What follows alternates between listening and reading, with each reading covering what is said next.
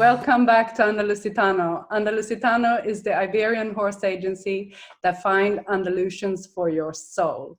And today I'm overly excited because I'll be talking to an Olympic silver medalist who has done 3 Olympic Games. He's done the World Equestrian Games, the European Championships, and many, many other huge world competitions.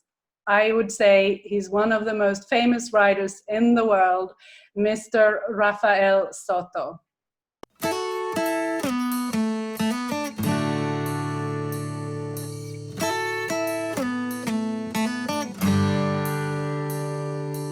He is also one of the professor riders at the Spanish riding school in Jerez.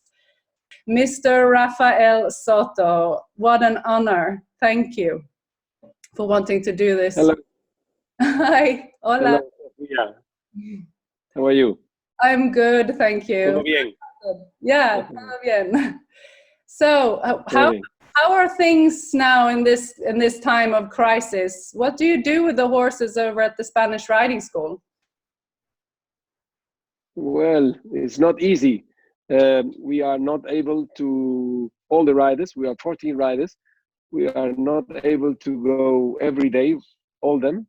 So what we do is we share during the week. Half of the riders go one day, half of the rider the other day. So that means that horses are not working full time. And it's always not so easy for the horses, you know. And I'm really hoping that maybe in 1 or 2 more weeks, we will be able to go the full team, because we need to make the horses coming in the normal working form, you know. Yeah. Because it's not healthy for the horses too. So are you allowed to ride them, or you just do lunging them, or what do you do? No. What we do now is mostly lunging and working in the hand. So that means it's not a full training, you know. And that's it's not so good. We have over 100 horses, including the carriage horses, you know, and the driving horses, and it's quite a difficult moment for us and for our horses to go on. Yeah. It's not easy. So have you got any plans for how to put them back into the training again afterwards, or you're just, we don't know how long time? No, we are not sure about how long time will be this alarm moment, you know. I think the government wants 2 more weeks, so it will be after the Easter will be 2 more weeks, and we are really hoping that after that 2 more weeks, that maybe we will be able to be at the school the full team riders, and we can make the horses come back to the normal work, the daily work, you know. We need it to prepare the future and come back to the shows. Yeah. Maybe we are thinking in start doing like a little bit show online.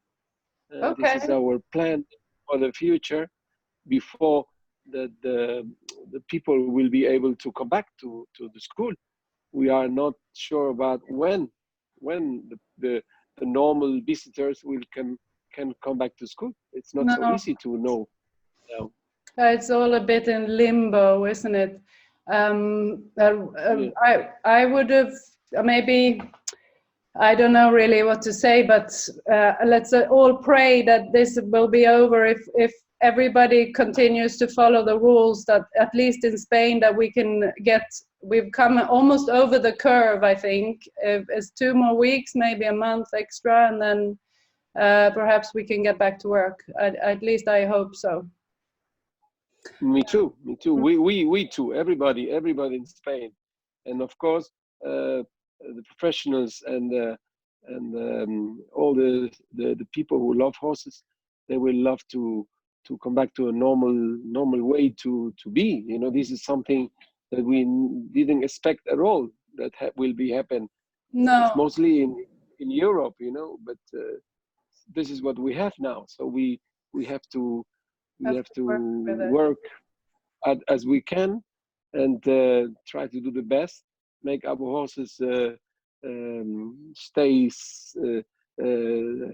healthy, and always careful, because they can get fat, and they can have a healthy problem if we Yeah. cannot in a normal way. So I remember once when you let me ride one of your horses and you gave me a lesson. And what I loved the most Yes, about it was that how you didn't give up on me. It was like a young horse. I don't know if you remember this. It was a young horse, a 5-year-old dark gray horse. And I yes, wanted to do the flying change, and it wasn't 100% confirmed, but you didn't give up on me. And yes. you gave so much positive feedback, and you made me learn it and go through with it. And I think that many people probably would like maybe to know a little bit about your view of how to train the horses.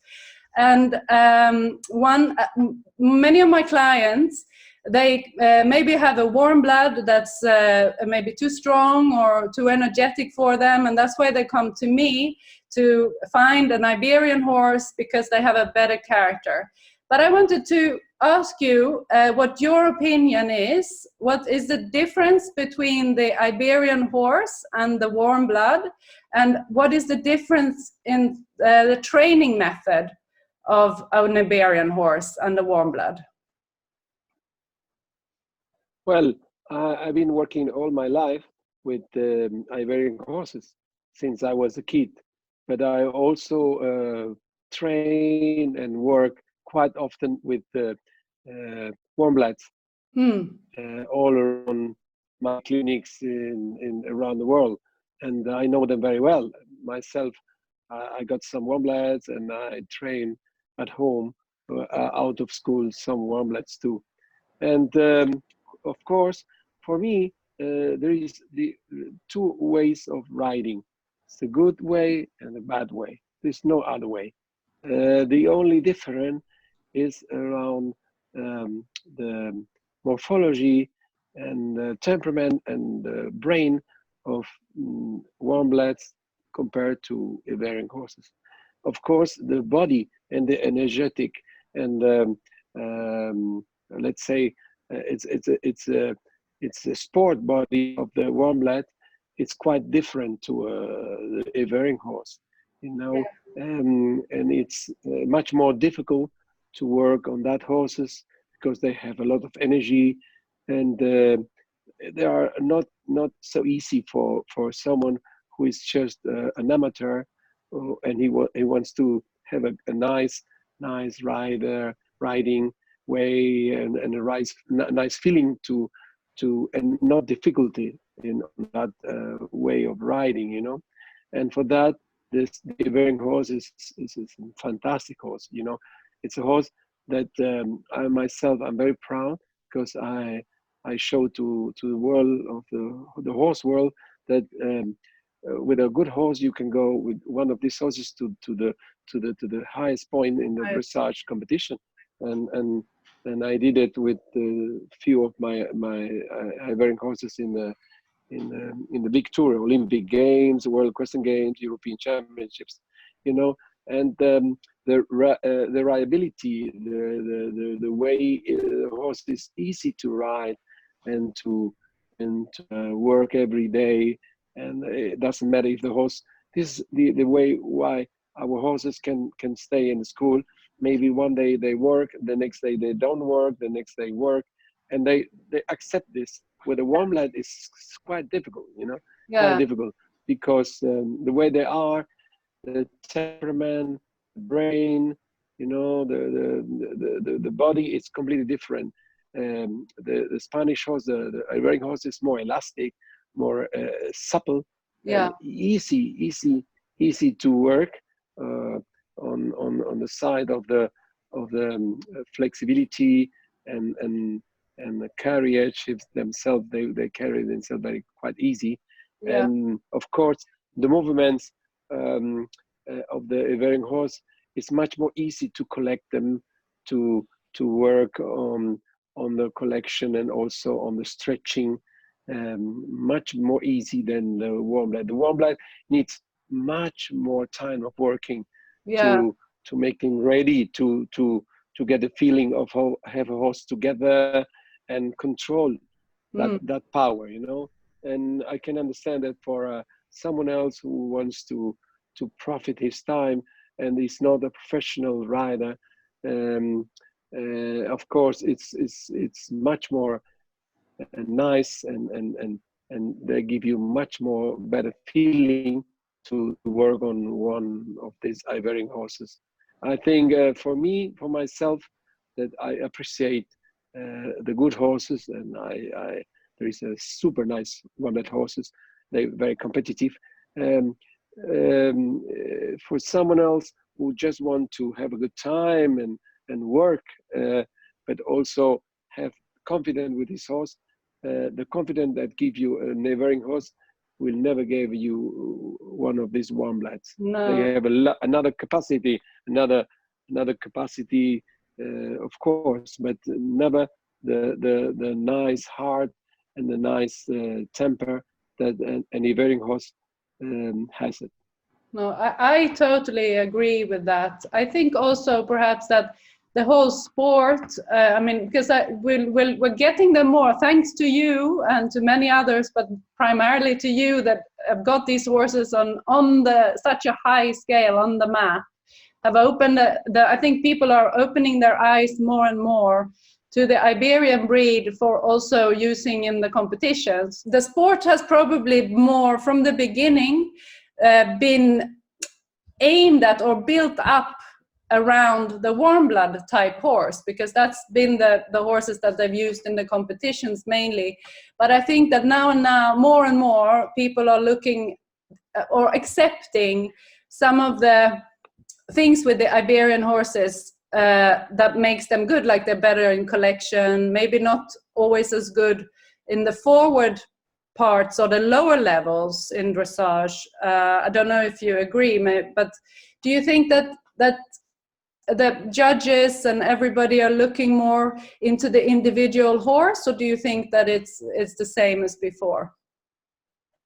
Like, Well, yeah. I can tell you that my last Olympic game was in 2004, and since that time till now, it's 16 years ago. But I can see a big difference. The Iberian horse has been selected in a better way, not only in Spain, also in Portugal, where Yeah. we see some very, very good horses, quality horses, not only for amateur riders, but also for people who wants to compete.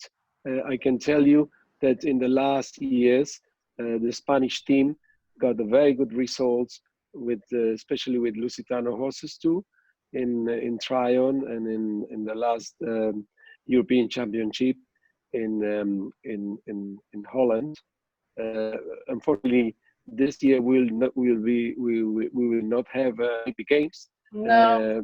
I can tell you that the Portuguese team has for the first time ever, they will be at the one Olympic game. They were qualified Portugal in the European in Holland, and it's amazing that they got 4 very good Lusitano horses Oh to wow. compete Yeah. in Tokyo. Yeah. Tokyo with very good result, international results. There is some horses like Ecuador and fantastic horses. Also, very quite easy horses to work on that for any amateur, but also with capacity of Yeah. being successful in the world in the world of the high level dressage competition. So that means that the Iberian horse has developed more quality to have a much better capacity on the forward works, but also they still keep these collections and this nice brain. It's Yeah. very important, this brain. I'm That sorry. maybe Yeah. I No. can tell you that for example, my horse, I've been 3 times Olympic with him, in Bazor. Any of the amateur riders around the world, they can ride him with any risk of his um, uh, total sure about him, that no one, everyone can ride him. A lady, a young lady, an old lady, doesn't matter. No. I trust him 100%, and he can go from one Olympic game and being one of the best horses in the world to any of the amateur riders can ride him and enjoy all his life with this horse, you know. So these horses, I'm 100% sure, one of the very good warmbloods at the world of the dressage world. I don't think No. they will be able to be ridden by an amateur. I'm sure about that. Yeah. I'm sure about that. Yeah. So this no, is the real the reality of the quality, the brain and heart quality of this Iberian horse. Yeah, no, for sure. But also, we mustn't forget that Invasor was trained and ridden by you. So, but I believe it's the same with all the horses. Yeah, okay. Invasor was got that, but what many people, many journalists, they ask me sometimes, what's the best quality of Invasor? The quality of Invasor is the brain and the heart. Yeah. It's like the quality of the good Lusitanos, you know. Out of that, they can have a better walk, trot, canter, but we are on that. Our horses and these Iberian horses, the Lusitano horses, they're moving better and better. So I think, but I can tell you that the big difference is a horse from, I don't know, some of the good riders, the top riders in the world, like Isabel Verde, some of these amazing horses, they will not be able to they are not able to get ridden by an amateur rider, an old lady. I'm sure they will. They will be in trouble. But our horses, they can ride them, no problem. Also, I think, but what makes it so good for an amateur as well is that an amateur will get a horse like that, and they can advance super quick. They can start in the classes and compete St. George and Grand Prix. 100, 100%. This is the big difference, you know. A very good top quality warmblood horse will be very difficult to adapt to a very quite amateur rider. And a very good Andalusian or Lusitano Iberian horse, it can adapt 100% very quick to an amateur rider without any problem and without any risk of his life or problems or trouble or any unsure moments for his lives. Yeah. Well, and also maybe this will bring that, because they have so much heart, these horses. I think it's important in the beginning that one takes it a little bit slow, because you don't really need to ride them such a long time as you would a warmblood to do the training. No, it's the body of the horse and all the muscles, the morphology, and it's completely different to a warmblood, you know, and they don't need so long time, because they're not so stiff in his body. They're much more easy, so they don't need a strong or long time of training and warming up to give everything of what they have. You know, it's completely different horse, different horse. No, and of course, the horse it can stay at the stable the whole day, and then you put the saddle on, you put the snaffle on, and they can go straight away, and they will take care about you, and they will be supple and flexible and easy to ride and comfortable. Something very difficult to have on a horse, and they give you so much pleasure to ride them. Yeah. Well, it's been a true pleasure to talk to you. I'm so happy that I feel so honored that you wanted to do this. I really, really appreciate you. Such a humble person with all the fame that you've got, and I always feel that you're such a really. I'm really, really, really grateful that you wanted to do this.